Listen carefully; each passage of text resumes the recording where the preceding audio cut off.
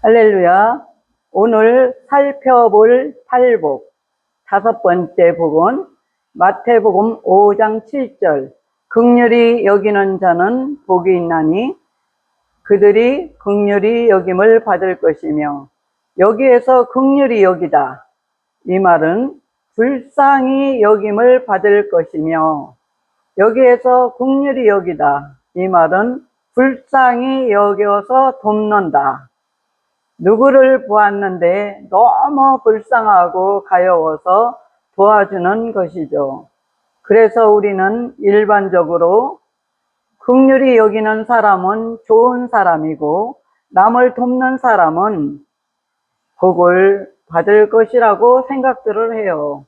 그런데 오늘 본문은 우리들의 상식으로 이해하게 되면 이상한 부분이 생깁니다. 왜냐하면 우리는 이 세상에서 다른 사람에게 도움을 받는 사람이 되기보다 다른 사람을 도울 수 있는 사람이 되기를 원하기 때문이죠. 우리는 남에게 돈 벌리기 아주 싫어합니다. 그래서 열심히 공부하고 열심히 일을 합니다. 부모님들도 자녀들에게 열심히 공부하라고 말씀을 하죠. 나중에 커서 불쌍한 사람이 되지 말고 남을 돕는 사람이 되어라. 우리 자녀가 어디 가든지 도움을 주는 사람, 인정받는 사람, 사랑받는 사람이 되기를 원하죠. 반대로 누군가에게 도움을 받아야 하는 사람, 불쌍히 여김을 받는 사람이 되기를 원하는 부모는 한 사람도 없습니다. 그런데 예수님은 오늘 말씀에서 오히려 긍휼히 여김을 받는 사람이 복이 있다고 말씀을 하십니다. 그러므로 이 말씀은 세상의 윤리나 도덕이나 상식으로 해석해서는 안 되죠. 팔복은 구약 성경을 배경으로 하고 있기 때문에 성경 안에서 그 답을 찾아야 합니다. 남을 돕고 사랑하고 용서하고 오래 참는 것은 세상 사람들도 다 알고 있는 상식이에요. 지나가는 할머니가 무거운 짐을 들고 힘들게 걸어가고 있다면 도와드리는 것이 당연한 일입니다. 어려운 사람을 보면 돕고 이웃을 사랑하고 용서하며 살아가는 것은 우리 초등학교에서 배우는 내용이죠. 그런데 이것을 기독교의 믿음이라고 한다면 세상 사람들이 웃지 않겠습니까? 세상에도 착한 사람들이 많기 때문이죠. 간디나 슈바이처 같은 사람들은 예수님을 믿지 않았지만 예수님의 가르침 가운데 사랑과 봉사를 실천했던 사람들이에요. 그러므로 기독교 신앙은 단순히 세상보다 더 착한 사람이 되는 것이 아닙니다. 물론 성도는 세상보다 더 나은 인격과 윤리와 도덕으로 무장을 하고 살면 얼마나 좋겠습니까? 그런데 잘 안 되잖아요. 그러나 이것 자체가 성도의 믿음의 표가 될 수는 없어요. 세상에서는 나보다 더 착하고 나보다 더 많이 봉사하는 사람들이 얼마든지 많이 있거든요. 그렇다면 긍휼히 여기는 자는 복이 있다. 이 말씀은 무엇을 의미하는 겁니까? 성경을 보면 긍휼을 베푸시는 분은 언제나 하나님이셔요. 출애굽기에서 하나님께서 모세에게 자신의 이름을 알려주는데, 하나님은 은혜를 베푼 자에게 은혜를 베풀고 긍휼히 여기는 자에게 긍휼을 베푸시는 하나님으로 나타나십니다. 이 뜻은 여호와는 하나님이다. 구약의 역사를 보십시오. 아담과 하와가 죄를 짓고 에덴 동산에서 쫓겨났을 때 하나님께서는 그들에게 가죽 옷을 입혀 주시고 죄로 인한 수치를 가려 주셨어요. 노아 시대 때 세상이 죄로 가득했을 때 하나님께서는 노아에게 방주를 만들게 하시고 그의 가족을 구원하셨어요. 십자가의 은혜죠. 우상 숭배하던 아브라함을 하나님께서 불러내셨어요. 아브라함에게 이삭을 주시고 그 후손에게 가나안 땅을 주시겠다고 약속을 했습니다.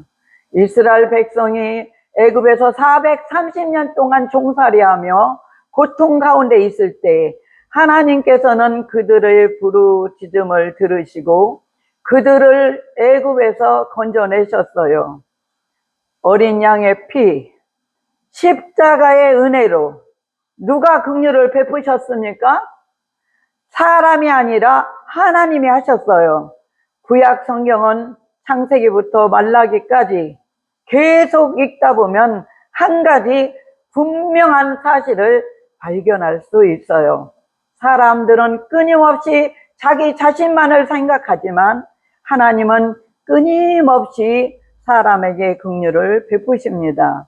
그런데 이스라엘 백성은 하나님의 긍휼을 받고도 긍휼을 베풀고 살지 않았어요. 아모스서를 보면 힘없는 자를 착취하며 과부와 고와 나그네를 학대했어요. 더 놀라운 것은 그렇게 다른 사람들을 착취하면서 하나님께 나와서 제사를 드리고 감사하며 11조를 드렸다는 것입니다.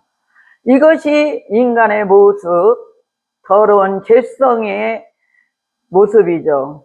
하나님께서는 긍휼을 베푸셨는데 인간은 자기 배만 채우려고 합니다.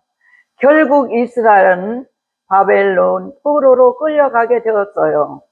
그리고 70년이 지나 다시 가나안 땅으로 돌아오게 되었죠. 느헤미야 9장을 보면 이스라엘 백성이 고백을 합니다. 하나님께서 긍휼을 베풀으시기 때문에 완전히 멸망하지 않으셨고 다시 돌아오게 하셨다는 것이죠. 구약의 역사를 계속 살펴보면 결론이 하나입니다. 긍휼을 베푸시는 분은 하나님이시고, 그런데 바벨론 포로에서 돌아온 유대인들은 자신들이 하나님의 말씀을 지키지 않았기 때문에 벌을 받는다고 생각했어요. 뭐를 받는다고 생각했어요? 벌을 받는다고 생각했어요. 그래서 다시는 이런 일이 일어나지 않도록 율법을 철저하게 잘 지키자. 이것이 바리새파 운동이죠. 바리새인들은 율법을 열심히 지켰어요. 고아와 가부, 나그네도 열심히 돌보았어요. 겉으로 보면 얼마나 훌륭합니까? 그런데 예수님께서 바리새인들의 문제를 지적합니다. 누가복음 18장에서 바리새인들은 기도하면서 이렇게 기도를 하죠. 나는 다른 사람과 같지 않습니다.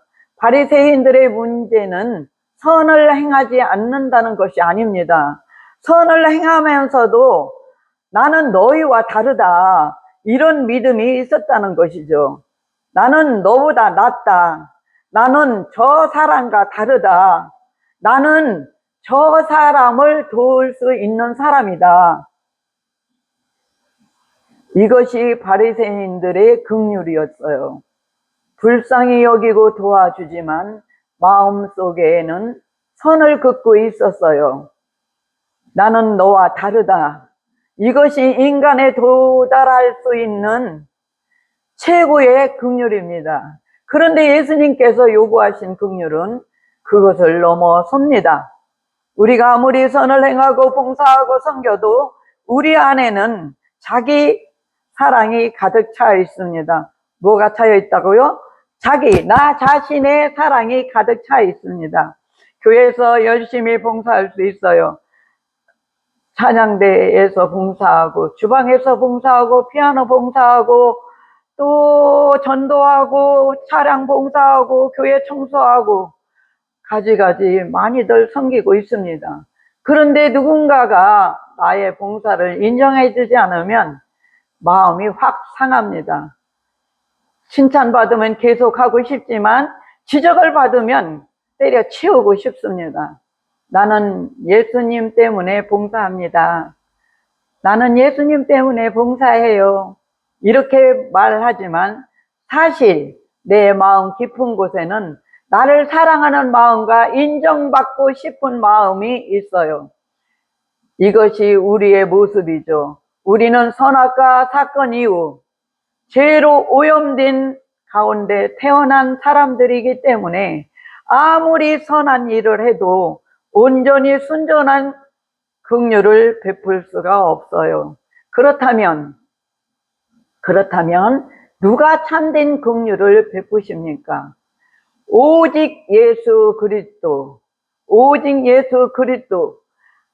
마태복음 9장 35절에서 36절에 보면 예수님께서 천국 복음을 가리키시고 병든 자들을 고치셨어요.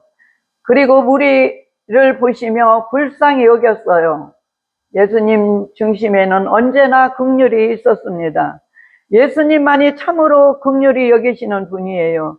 그래서 오늘 본문은 긍휼히 여기는 자는 복이 있나니, 이 말씀은 우리 이야기가 아니고 예수님의 이야기죠. 예수님만이 복입니다. 예수를 믿는 사람은 하나님의 긍휼을 받아요. 로마서 5장 8절 말씀을 보면 우리가 아직 죄인 됐을 때에 그리스도께서 우리를 위하여 죽으심으로 하나님께서 우리에 대한 자기의 사랑을 확증하셨느니라. 우리가 의롭고 착한 일을 많이 했기 때문에 하나님께서 우리를 구원하신 것은 절대 아닙니다. 디도서 3장 5절에도 우리가 행한 의로운 행위 때문이 아니라 하나님의 긍휼하심을 따라 구원하셨다고 말씀을 하여요. 우리가 남을 불쌍히 여겼기 때문에 하나님이 우리를 불쌍히 여기신 것은 아니에요. 우리가 죄인 되었을 때, 우리가 뭐 했을 때요? 죄인 되었을 때 하나님께서 먼저 우리를 긍휼히 여겼어요. 그리고 그 긍휼이 가장 분명하게 나타난 것이 십자가죠. 십자가. 우리가 하나님의 법 앞에서 죄인입니다. 진리가 우리를 심판한다면 누구도 살아날 수가 없어요. 그런데 예수님이 십자가에서 우리 죄를 대신 담당하셨어요. 하나님의 공의와 하나님의 긍휼이 만나는 곳이 어디죠? 어딥니까? 십자가죠. 십자가. 하나님의 의와 긍휼이 만난 곳이 십자가. 하나님의 의와 화평이 만나는 곳이 어디? 십자가. 예수님께서 우리의 죄를 대신 담당하셨기 때문에 우리는 하나님의 긍휼을 받을 수 있게 되었죠. 그래서 예수 믿는 사람에게 가장 중요한 고백은 이것입니다. 예수님, 저를 불쌍히 여기시고 은혜를 베푸소서. 우리의 본성은 불쌍히 여김을 받는 것을 원하지 않습니다. 내가 왜 불쌍히 여김을 받아야 하나? 나는 남에게 도움을 줄 수 있는 사람인데, 그러나 성령께서 우리 안에 임하시면 우리의 눈이 열려서, 뭐가 열려서? 눈이 열려서 내가 얼마나 죄인인지를 보게 되고 내가 얼마나 중심적인 사람인지를 두 눈으로 보게 됩니다. 내가 얼마나 나를 사랑하고 있는지 보게 되고 내가 남보다 낫다고 생각했던 그 마음이 얼마나 교만한지를 알게 되죠. 그때 우리의 입술에서 이런 고백이 나옵니다. 주님, 저는 심판받아 죽어 마땅하지만 주님, 저를 불쌍히 여겨주세요. 예수님, 저를 살려주세요. 이것이 믿음의 고백이죠. 요셉의 이야기를 한번 생각해 보세요. 요셉은 형들에게 팔려 애굽으로 내려갔어요. 형들은 요셉을 죽이려고 했습니다. 그러나 하나님께서 요셉을 애굽의 총리가 되게 만드셨어요. 큰 흉년이 들자 요셉의 형들이 식량을 구하기 위해 애굽으로 내려왔어요. 그들은 자신들이 요셉에게 무슨 일을 했는지 알지 못한 채 요셉 앞에 갔는데, 내가 요셉이다, 자신이 누구인지를 말합니다. 형들은 두려워하죠. 우리를 살려주세요. 그때 요셉의 형들을 용서하고 가족을 애굽으로 불러들였습니다. 이 이야기는 단순히 요셉의 이야기가 아니고 누구의 이야기? 예수 그리스도 복음을 보여주는 이야기예요. 죄인이 심판자 앞에 섰을 때 할 수 있는 말이 무엇입니까? 저를 불쌍히 여겨주시고 저를 살려주세요. 이것이 성도의 신앙 고백입니다. 바울 사도 자신이 얼마나 큰 죄인인지를 깨달았어요. 빌립보서 3장에서 바울은 율법으로 흠이 없던 사람이라고 말했고, 열심도 있었고 종교적인 의도 있었고 아주 종교적인 의로 가득 차 있었어요. 그러나 예수님을 만난 후 그 모든 것을 배설물로 여기지 않았습니까? 왜 그랬습니까? 자신이 쌓아놓은 종교적인 의와 열심이 오히려 그리스도를 얻는데 방해가 된다는 것을 알았기 때문이죠. 디모데전서 1장에서 바울은 다시 말합니다. 자신은 죄인 중에 개수라고 고백합니다. 자신은 예수님을 비방하고 박해했던 사람이었지만 하나님의 은혜를 입었다고 고백합니다. 그러므로 바울의 마지막 자랑은 자기 의가 아니고, 뭐가 아니고? 자기 의가 아니고 예수 그리스도였어요. 사랑하는 성도 여러분, 잘 들으십시오. 긍휼히 여기는 자는 복이 있나니 그들이 긍휼히 여김을 받을 것이며, 이 말씀은 단순히 내가 먼저 남에게 잘해주면 하나님도 나에게 잘해주겠지, 이런 종교적인 원리로 이해를 해서는 절대 안 됩니다. 그것은 복음이 아닙니다. 성경이 말하는 복은 우리가 원하는 세상의 성공이나 물질이나 환경의 변화가 아닙니다. 하나님께서 우리에게 주시는 가장 큰 복은 예수 그리스도 영생입니다. 뭐라고요? 영생입니다. 영생. 영원한 생명. 예수께서 십자가에서 우리의 죄를 담당하시고 우리에게 하나님의 긍휼을 베풀어 주셨어요. 그러므로 우리가 자랑할 것은 아무도 없어요. 아무것도 없어요. 내가 얼마나 봉사를 했는지 자랑할 것도 없고, 내가 얼마나 선을 행했는지 자랑할 것도 없고, 우리가 할 수 있는 고백은 하나, 오직 예수님 저를 살려주세요. 저를 불쌍히 여겨주세요. 그리고 예수님의 긍휼을 받은 사람이 이제 다른 사람에게 긍휼을 베푸는 것이에요. 내가 의로운 사람이기 때문에 긍휼을 베푸는 것이 아니에요. 내가 먼저 하나님께 긍휼을 받았기 때문에 긍휼을 베푸는 것이죠. 잘 안 되지만 노력을 해야지요. 성도 여러분, 교회에 오셔서 세상의 성공을 이야기하는 것보다 예수님을 만나세요. 예수님을 믿으세요. 예수님만이 우리의 구원이십니다. 예수님만이 우리의 의가 되십니다. 예수님만이 우리가 참된 긍휼을 베풀어 주십니다. 그리고 그 예수님께서 주시는 긍휼을 받는 사람에게 참된 평안이 찾아옵니다. 요한복음 14장 27절에서 예수님께서 말씀하십니다. 평안을 너에게 끼치노니 곧 나의 평안은 너에게 주노라. 십자가에서 긍휼과 진리가 만나고, 십자가에서 누가 만난다고요? 긍휼과 진리가 만나고 의와 화평이 만납니다. 그러므로 예수님을 믿는 사람은 더 이상 자기 의를 자랑하지 않아요. 오직 예수님만이 자랑합니다. 미쁘다 이 말이요. 그리스도 예수께서 죄인을 구원하시려고 세상에 임하셨다. 이 복음을 듣고 살아가는 저와 여러분이 되시기를 바랍니다. 예수님의 긍휼을 날마다 경험하고 그 긍휼을 받은 사람답게 긍휼의 주체 되시는 예수님을 전하며 예수님의 십자가만 자랑하며 살아가는 저와 여러분이 되시길 주님의 이름으로 축원합니다. 마라나타, 아멘, 할렐루야.